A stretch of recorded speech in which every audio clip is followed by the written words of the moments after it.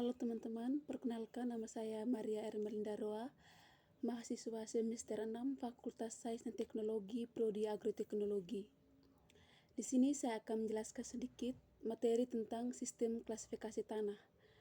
Sistem klasifikasi tanah adalah suatu sistem pengaturan beberapa jenis tanah yang berbeda-beda tetapi mempunyai sifat yang sebenarnya serupa ke dalam kelompok-kelompok berdasarkan pemakaiannya. Fungsi klasifikasi tanah dalam perancangan fondasi klasifikasi tanah berguna sebagai petunjuk awal dalam memprediksi kelakuan tanah. Tujuan klasifikasi tanah dibagi menjadi 4 bagian. Yang pertama, mengorganisasi atau menyusun pengaturan tentang tanah secara sistematis. Yang kedua, mengetahui hubungan individu tanah satu sama lain.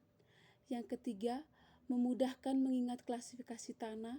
Yang keempat, mengklasifikasi tanah untuk tujuan yang lebih praktis. Bagian keempat ini dibagi lagi menjadi 4 bagian. Yang pertama, menaksir sifat-sifat tanah. Yang kedua, menetapkan lahan-lahan terbaik. Yang ketiga, menduga produktivitas tanah. Yang keempat, mempelajari hubungan sifat-sifat tanah. Asas klasifikasi tanah.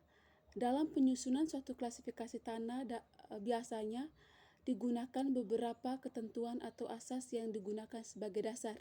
Yang pertama, asas genetik.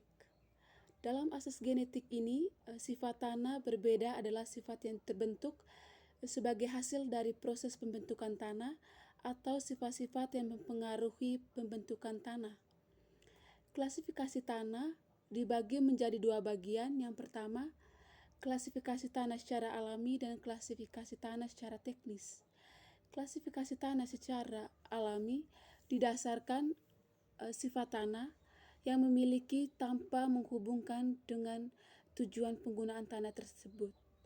Sedangkan klasifikasi tanah secara teknis didasarkan pada sifat-sifat tanah yang mempengaruhi kemampuan untuk tanah penggunaan-penggunaan tertentu. Sekian dan terima kasih.